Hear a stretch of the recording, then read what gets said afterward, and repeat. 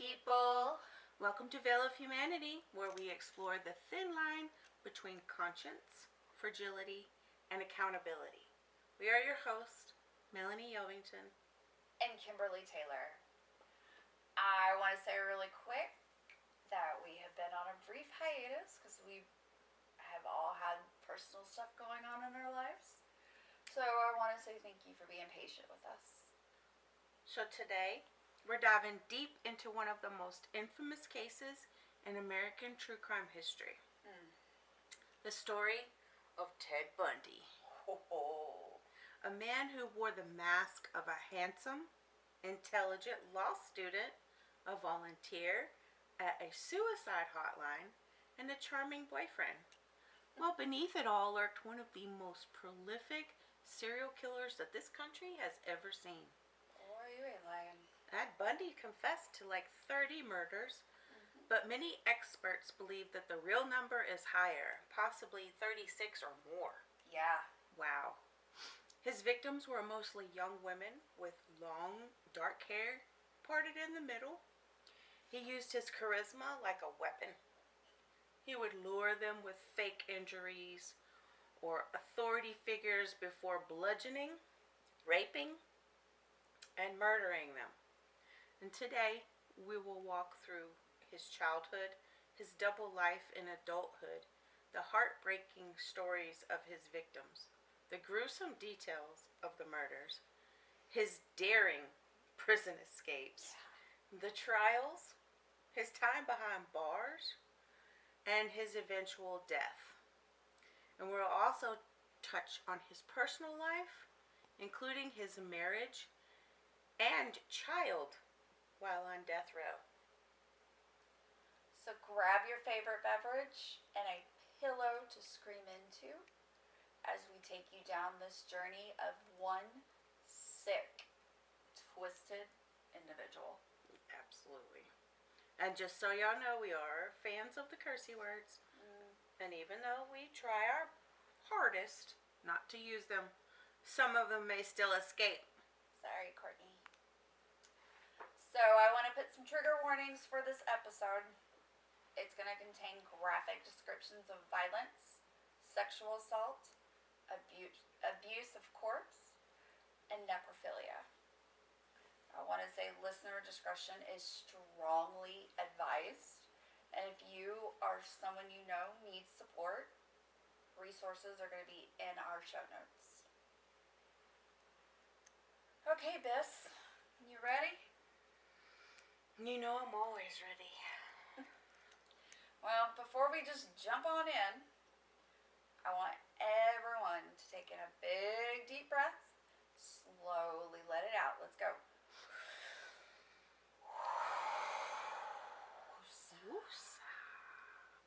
Trust me, it's definitely needed.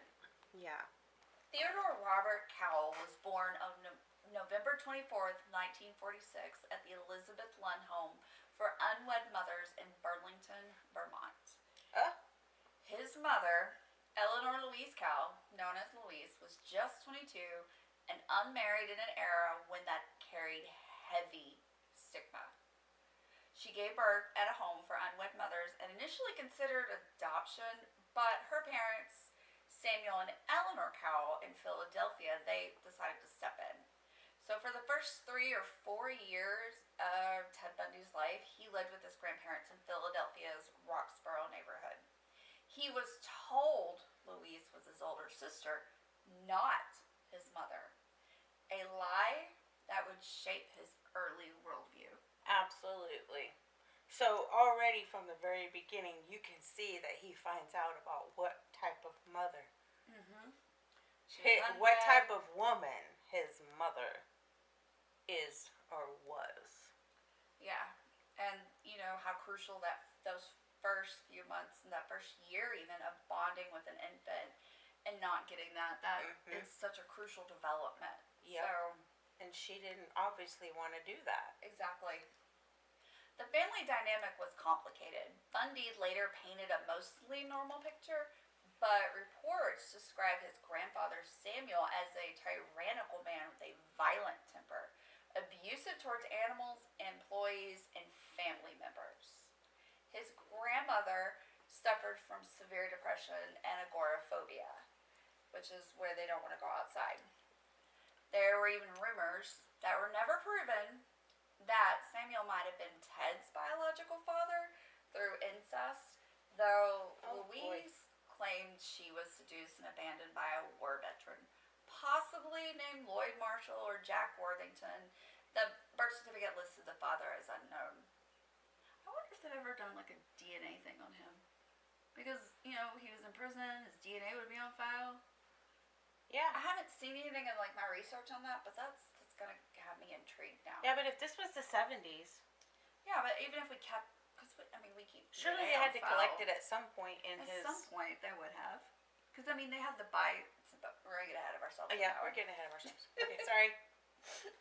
Squirrel. Bundy himself denied any major abuse, and he said he had a good relationship with his grandfather. At around age 4, Louise moved with Ted to Tacoma, Washington to live with relatives.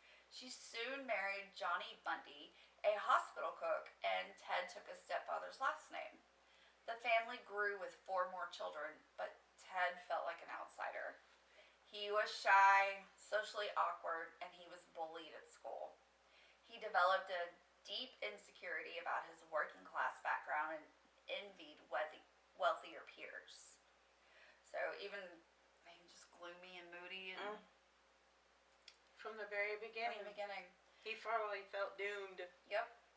As a teen, he discovered the family's secret about his parentage, learning Louise was his mother, not his sister, which reportedly humiliated him. But despite the turmoil, Bundy was intelligent, and he did well academically. He had interests in skiing, boating, and even politics. But the cracks showed early on. He had voyeurism, theft, fascination with detective magazines, and later pornography, which he would blame, and this is controversial, he blamed the pornography for fueling his violent urges. I mean, well, I would love to hear more context to that statement. Whenever he talked about that, I would love to hear more. I think he had a hatred with women, especially the his mother specific type of girls or women that he targeted, and it's just, I think it just kind of went from there. Yeah, because his mother abandoned him, didn't want him. Yeah. And thought she was his sister. Exactly. That's crazy. And that kind of just, I'm going to say a word here, that just kind of fucked his mind. Yeah, it did. He attended the University of Washington, where he studied psychology and later law, excelling on the surface while harboring deep resentments. Yep. By his early 20s, Bundy had transformed into a seemingly polished, charismatic young man. He worked on political campaigns, volunteered at a suicide prevention hotline, which, tidbit, that is where he met the future author Anne Rule. He also dated several women. One notable relationship was with an Elizabeth Kendall. She was formerly Clover. She was a single mother who later wrote about her suspicions in The Phantom Prince. Bundy, though, he could be loving one moment and distant or cruel the next. So, he switched. Yeah. It's possible he was bipolar. He definitely had a lot of mental things going on. He had that Dr. Jekyll, Mr. Hyde thing going on, it sounds like. Yep. So, real quick, I want to take a little detour. I want to discuss Anne Rule. Okay. Anne Rule is probably one of my all-time favorite authors for true crime. I love her work. May her soul rest in peace. The first book I ever read by her was The Small Sacrifice, which is about Diane Downs. Yeah, Small Sacrifices, yes. And that is one that we for sure need to get into. She is. That's a crazy loony. Yeah, she's something else. But Anne is best known for her book, The Stranger Beside Me, which is about Ted Bundy and her relationship with him. They weren't lovers, they were friends, they were colleagues, I do want to recommend that this is an excellent read if you, our listeners, are looking for a recommendation. It is an older book, but Anne really knows how to tell a story. Any of her true crime books are really good. They're very detailed. They even include pictures, and I cannot recommend her enough. And we will definitely leave the links regarding Anne Rule in our show notes. So if you would like to take a look at her books, even she did interviews about Ted Bundy. She did interviews about all kinds of books and stuff. So I highly recommend her. Yeah. She's really good. Yeah. So as mentioned before, Miss Rule met a young Bundy while working at the Seattle Crisis Clinic, which was a suicide crisis hotline center in 71 to 72. They shared night shifts, conversations, and even meals. Bundy even walked her to her car for safety. Which kind of makes me pause a little bit because sheep in wolf's clothing because he's a monster. Yeah. But like what? But he why isn't she one? She didn't fit his type. She did not fit his type. So she didn't have that. She was part down the middle and the whole. She had a part down the middle, but she had kind of like curly hair, and she was kind of straight and spotty. Yeah. Yeah. She wasn't his type. Yeah. She had always stated she never noticed anything disturbing in his personality. In fact, he was kind, solicious, and he was empathetic, meaning he was someone who showed attentive care and concern for another's well-being, often with a little bit of anxiety, which I find that so hard to believe. I do. A serial killer? Yeah. But when do they exactly when? That seems to me like for show, like an act. Yeah. But again, that's like what you said a while ago, and it's a like almost a Jekyll Hyde type. Yeah. It really is. It's okay, but you're this way, but then you flip bop, and this is that sweet, sweet side, and then over here you got that mean, nasty, violent, you know? Yeah. Miss Rule was a former police officer and, like I stated, a true crime author. Once she began writing what she thought was a book about an unknown Pacific Northwest killer, it was a complete surprise when she came to realize it was her charming, intelligent coworker, Ted. Wow. Yeah, I would be floored. A book about an unknown Pacific Northwest killer. Because everything was happening up in Washington in that area. All the girls were going missing, and she was writing. Her book came out in 1980, The Stranger Beside Me. It is a landmark true crime memoir because it's both biography and an autobiography. Because she personally knew him. You know, she maintained contact with Bundy. Why can I not say his name right today? I don't know. You know, the Lord is telling me something. She kept in contact with him after he was arrested. She visited him. She corresponded. She was struggling with that disbelief before she finally accepted the truth. Wow. You know, she had lunch with him. Shared meals. He walked her to her car. He was kind. She never saw that psychotic side of him. And he probably felt like he could be his self, you know, his other self with her, not the true monster coming out. But then in my mind, when we hear all this about him, he can't be a psychopath then, in my mind. Because they have no empathy. And you know what they say, that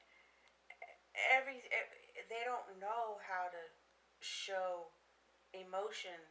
They just mimic other people. Maybe he was mimicking her or other people.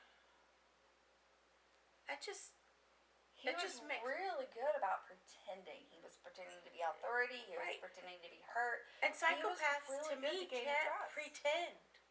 Like, they just don't have that capacity in them to even know that what they're doing does not look normal. He knew how to pretend. He did, but he was very intelligent. Extremely. I mean, if you look at some of the other killers, serial killers in history, some of them were not that smart. You know, they just were violent. Right, but that's what makes me think he is not a psychopath. He kind of had the intelligence and everything, so Yeah. it's kind of fascinating. I would love to know what he would be diagnosed with in today's terms. But back then in the 70s, he didn't, mental health really wasn't addressed. Yeah. Yeah. You know, she described him as gallant and helpful at the clinic, yet later she did reflect on how perfectly he wore his mask. So, I mean, there's just, it's that flip-flop situation. Yeah. There's a lot of people out there that live double lives, and that sounds to me like that's exactly what he was doing. Exactly. He was leading a huge double life. You know, she continued just writing bestsellers, The I-5 Killers and other ones, Small Sacrifices. You know, she emphasized victim stories. She did pass away in 2015, but her work remains essential for understanding Bundy's double life. Yep. You know, we could just sit and discuss books and authors and crime all day, but I know Courtney's fixing to start giving us that mom look. If we don't move on, she's going to be getting us. So we will. Anne Rule is a huge part of his story here. I completely agree. She really is. So she had a big voice in it and writing about him. So yeah. I want to say that we both are going to highly recommend her book, The Stranger Beside Me. Any of her books are really good, especially this one about Ted. So, and again, we'll get the links and everything for her, okay? Sounds good to me. All right, let's proceed with talking about Mr. Bundy here. So, he enrolled in law school, but dropped in and out. So he would kind of go back and forth. His charm was legendary. He had almost a hypnotic ability to manipulate people. Yet, underneath, he was a thief, a peeping Tom, and increasingly violent in his fantasies. He drove a distinct Volkswagen Beetle, which that's what he used to transport his victims. But this was no ordinary Beetle. It was a 1968 model, tan in color, but he had modified the vehicle to make his crimes easier and to get around, and that's how he would store his items. He kept handcuffs, ropes, an ice pick, a flashlight, ski mask, and even a homemade mask made of pantyhose. We call that A these murder days. kit? Yeah. A kill kit. Kill kit. That's what that was. That is raising the eyebrows of the Walmart clerk or your Amazon delivery driver going, FBI? Right? Golly. It was a true mobile crime scene or a murder machine in the shape of a beetle, or I like to call them bugs. Slug bug. Yep. Slug bug and a punch you in your arm. Yes. You better be quick Wipe off and no take backs and yep. So the modifications that he had made were he removed that front passenger seat, which allowed him to lay the victims out on the floor. He also removed the interior passenger door handle to prevent escape. Wow. And then if you're not familiar with a Beetle, it is a German car where our American cars have our engine in the front and then we have a trunk in the rear. Well, these cars are opposite. So the trunk is in the front, the engine's in the rear. They're little bitty, they're loud. He used this for his advantage because he could easily pop that trunk open, throw them in, and hop in the driver's seat, and away he would go. You know, nobody would ever know. Yep. He did seem to favor these particular vehicles, and this was something I don't think I'd remembered from my previous studies on him, but when he escaped in 1977, he was arrested in a stolen orange 1972 Super Beetle. So he really liked these. Apparently so. Bring yourself to more attention. Yep. And for you crime crazy people that are listening, the tan Beetle was seized eventually. They purchased it at a police auction for only $925 in the late 70s, which is an equivalent to about $4,684.77 today. Thanks, inflation. Yeah, by a deputy. A deputy bought it, and it is now on permanent display at the Alcatraz East Crime Museum in Pigeon Forge, Tennessee. And if you're interested in checking this out in person, we're attaching a link in the show notes. Yeah, that's on one of my lists of places I would love to go see. I've been to the real Alcatraz, and that was fascinating. But this one's a little museum, and I would love to go to it. Yeah. So Bundy's adult life was a masterclass in compartmentalization. He was a respected citizen by day, but he was a predator by night. He targeted young women who resembled a former girlfriend who had rejected him. She had long dark hair, middle part, and was often college students. Yeah, that sounds like his type right there. I just want to say, dude, it was rejection. Why couldn't you have just gotten over it? Why? Yeah. So right here, what I want to do is I want to play just a really quick clip before, because what we're going to do is we're going to jump a little ahead in our timeline, but then we're going to come back. I want you, our listeners, just to hear his voice. If you've ever listened to some interviews in courts, trials, and listened to the way some people speak, and I'm going to bring up, for example, Chris Watts. When Chris Watts did his initial TV interview, you remember how he was like mumbling and like very swaying back and forth, and like arms over crossed. his word. You know what I mean? Yep. Okay. Bundy wasn't like this. Bundy had a very distinct sounding voice. So I am going to go ahead and insert that right here. Directing your attention to the early morning of August 15th, 1975, after you've been stopped by Trooper Hayward. Approximately what time? Can we establish that it was really the 16th, or did that date?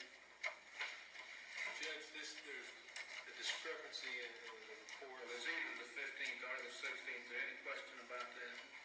It's not. All right. As long as we're not hung with one on one day and one on another, that's the only thing the court was worried about. We're talking about one single incident, either August the 15th or August the 16th. Is that correct, gentlemen? That's correct. All right. Proceed on. About what time? It was early in the morning, approximately 2 o'clock. After you had been stopped, did Officer Hayward say anything to you? Well, after the stop had occurred, I exited my car, and the officer, Hayward, had left his car and approached me, and the first thing he said to me was, "Why didn't you get out of your car and run? I could have taken your head off," or words to that effect. Did he ask you for your driver's license and registration? He did. I think he asked me a number of questions which intervened the request for a driver's license, and I think he asked me after his first comment what I was doing in his neighborhood, to which I did not initially make a response. And then he asked me for my driver's license, which I got from the inside of my car. You produced a driver's license? Yes. Produce a registration? Yes. Did Officer Hayward advise you of your rights at that time? No. Wow. Yeah. Mm. And Well, law school did him some good. it did. He was very well spoken. And Golly. if you watch him, he's a little fidgety. He's kind of looking down, but he's not sitting there. A lot of them, when they're guilty, and again, I'm going to go back to Chris Watts, he was arms over, across his chest, he would sway, and he was fumbling for words, and Bundy didn't fumble. Even in other interviews, his later interviews when he was in prison, when he gave his confessions, if you watch those, he doesn't fumble over his words. When he was even holding his own testimony, and Being his own lawyer in court, he didn't fumble. Yep. He's- That's where that smoothness came in. That's why girls trusted him. exactly. He knew how to kind of work his way in there and set it up. Yep. He knew what he was doing. Yep. Bundy's killings are believed to have started around 1973 to 1974, somewhere in that time frame. They escalated rapidly in the Pacific Northwest. He was arrested multiple times for like itty bitty minor crimes, but it just kind of slipped through the cracks until those body counts grew too high to just ignore at that point. Oh my gosh. But before we get into the details of these crimes, we want to honor the victims. Mm-hmm. These were really young women with dreams, families, and futures that were stolen from them. Bundy confessed to 30 murders across Washington, Oregon, Utah, Colorado, Idaho, and Florida, with at least 5 known survivors. Many bodies were never fully recovered. He often returned to the crime scenes to decapitate or further desecrate the remains. So please keep the victims and the families in your thoughts. Yes. Again, this is for the victims. So again, I'm going to put the trigger warnings in place, y'all. Let's start in Washington, 1974. On January 4th, 18-year-old Karen Sparks, also called Joni Lenz, was bludgeoned and sexually assaulted in her Seattle basement apartment while sleeping. She survived, but suffered permanent brain damage. Just a month later, on February 1st, 21-year-old Linda Ann Healy, a University of Washington student and popular ski reporter, was abducted from her basement bedroom. Her roommates found blood on her sheets and her nightgown in the closet.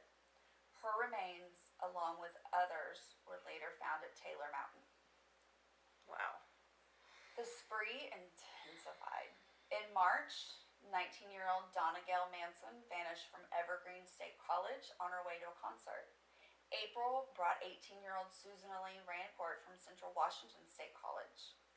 May saw 20-year-old Roberta Kathy Parks from Oregon State University. You see a commonality here? Yeah. Once a month. Yeah. His method was consistent. He often wore a sling or a fake cast to appear vulnerable. He would ask for help loading books or a sailboat into his Volkswagen Beetle. Mm-hmm. Once isolated, he bludgeoned them unconscious. He handcuffed them and drove to remote sites for rape and murder. Usually it was strangulation that was... But didn't he strangle until the point of passing out, and then they'd come back and he'd do it all over again? I believe so. I think he did that too. Fetish. Yeah. July 14th, 1974 was especially horrific. At Lake Sammamish State Park, and if I'm butchering that, I apologize. Witnesses saw a man calling himself Ted with his arm in a sling approaching multiple women. Janice Ott, age 23, and Denise Noslin, 19, both vanished that day within hours of each other. Their remains were later discovered at a dump site. Wow. And again, the pattern continued into Utah and Colorado. Victims included 16-year-old Nancy Wilcox, 17-year-old Melissa Smith, 17-year-old Laura Aim, and others like Karen Campbell, 23, who was murdered at a Colorado ski resort. Bundy would rape, murder, and sometimes engage in necrophilia. He would return to the bodies for days until the smell and the decay just was too overwhelming for him. Yeah. He decapitated several victims, and he kept the heads as trophies in his apartment. That's wild. They usually always want to keep something. Yeah, but Something. a whole head? Dang. He's a savage. Right. In In 1975, Carol DeRanche, 18, survived a bold daytime abduction in Utah. Posing as a police officer, he tried to handcuff her in his car. She fought free and identified him later. Unfortunately, that same night, 17-year-old Deborah Kent disappeared after a school play. That's unfortunate. It is. It's so sad. I mean, I'm glad Carol got away. But then But At what someone, but someone else paid the price because you got away. I mean, not someone else. I don't mean it like that. I know what but you know mean. what I It's mean. just, because this didn't happen, Yeah. we were, Because he wasn't switched successful with you. Yeah. He just kept going, yes. which is horrible. So the Florida phase in 1978 was pure rage. After escaping custody, and again, we'll go into more details, Bundy went to Tallahassee. In the early hours of January 15, he entered the Chi Omega sorority house at Florida State University. He bludgeoned and strangled 21-year-old Margaret Bowman and 20-year-old Lisa Levy. He bit, I'm going to say it again, he bit Levy's buttock, leaving a crucial bite mark impression. Yep, I remember that. Alright, I kind of want to interject something here. I'm going to take just a little bit of a moment. I'm going to do a little bitching here. Okay. There's a weird phenomenon that happens with serial killers. They tend to have groupies after becoming infamous from their murders. This is driven by a psychological condition known as hybristophilia, which is sexual arousal by or attraction to those who commit crimes. These individuals, they're mostly women. Does happen with men, but it's mostly women. They will pursue romantic relationships with these killers. Usually starts with just idolizing these psychopaths. My opinion, by the way. And then some take it further and pursue a romantic relationship with them. Writing to them in prison, sending them things, putting money on their books, conversing, even to the point of conjugal visits if they're not on death row, and marriage. Most are motivated by a savior complex or the, oh my god, I can so fix him. Yes. And Yes. can I say, please fucking stop this. It's gross. Like all the women that, and I know this is not our subject, but the ones that are going after Wade Wilson, Chris Watts, ugh. It's gonna Seriously, get worse. what? Why? Obviously, it's a sickness. It is, but let me center myself really quick. 'Cause I was That's it leaves a bad taste in your mouth. Okay. yeah, and I'm sure everyone around you in your personal life, your family, your children, whoever is probably wondering like, what the hell are you doing? Like, does nobody just go up to you and go up to your head and just flick it and go, what is in there? What are you thinking? Right. Okay. Bundy, he received numerous marriage proposals and fan mail. He even married a supporter. I remember that. And this bite mark that he left on Lisa. Oh Lord, no. Yeah. No. This became a trend for women to have this permanently tattooed on their bodies. Let me say this. I have nothing against tattoos. I have my own. I love them. I want more. That's morbid and weird. That is very morbid. My opinion, it's very gross behavior, and I think it's very disrespectful to the victims. Yes. Yes. Absolutely. I'm sorry. I can't but imagine how you ask her, any of them, what is the meaning of that tattoo? Oh, it's Ted Bundy's bite mark. That's all. Do you like his teeth or something? No, I love him. Gross. Why? That'd be like getting like an I Heart He's Chris so Watts. sweet. I think he's innocent. I don't think he did any of those things that they're accusing him of. He's so charming and shut the up. Heard it all before. Like, stop it. Baby, I'm gonna break this to you nicely. You can't fix him. Mm-mm. You can't. You just can't. You cannot fix him. Nope. Sorry. Man. Yeah, it was a trend. Let's just normalize stopping that. Okay? Yeah, let's not do that. Yes. Gross. So, Bundy, he also severely beat survivors. Kathy Kleiner, she was 21, she had a broken jaw. And Karen Chandler, she was also 21. She suffered a concussion and numerous injuries. Hours later, he attacked 21-year-old Cheryl Thomas in a nearby apartment, causing permanent injuries that ended her dance career. Mm-hmm.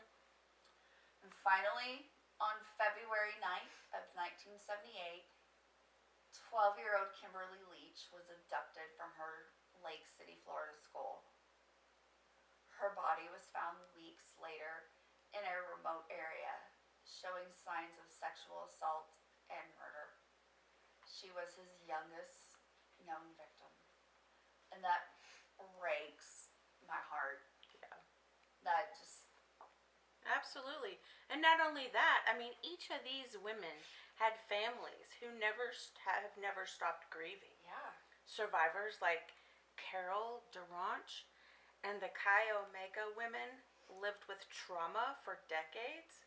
And Bundy's confessions came late, often manipulative, blaming the pornography, society, or his upbringing, never fully owning the evil that he inflicted. Exactly. He may have confessed, but in his eyes, it was, oh, well, that woman posed naked and caused me to have these violent fantasies. Yeah. It's the woman's fault. She did this. And it goes back to that girlfriend and his mom issues and... Yep. The rejection. The rejection. It's all about rejection. Yep. That's right. Okay, y'all. I want everyone to take that big deep breath in. We're gonna woosah this one out. I did too. One already. Man. Just relax your whole body. Man, this is a heavy case. It is long, it's heavy, and at this point in it, we're gonna break this case into two parts. So join us next week as we discuss part 2 of Bundy's captures, escapes, the recaptures, and ultimately his death. Alright, y'all, I want to say thank you for listening. Stay curious, stay safe, and be aware. Again, join us next week as we discuss the part 2 of Ted Bundy. So, alright, my crime crazy people, we're going to be back next week with a brand new episode. Well, I say brand new, my bad. It'll be our part 2 for Ted Bundy. To see all of our source material, please consult the show notes. Don't forget to click that subscribe, follow button. Catch us on our social medias, our Instagram, Facebook, YouTube, TikTok, at Bell of Humanity Podcast. Reviews do help us get out there, so please, if you can, like us, leave a 5-star review. We greatly appreciate it. Also, if you have any questions, you want to provide feedback, or you have a case suggestion, send us an email at bellofhumanity@gmail.com.